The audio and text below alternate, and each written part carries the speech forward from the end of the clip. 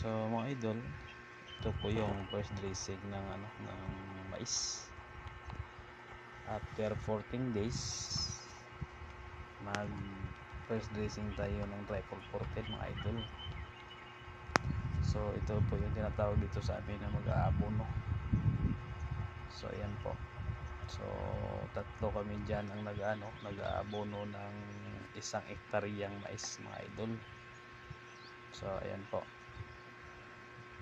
So nakita mo yung mais, maliliit pa mga idol. So after naman ng 1 month, so mag-apply naman tayo ng urea.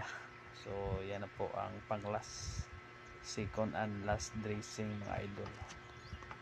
At magsisirado na po yung mais, bali hindi na siya gagalawin mga idol. Aantay na lang tayo ng harbisan mga idol. So ayan po, kasama ko dyan si mama at si Nining Paning mga idol.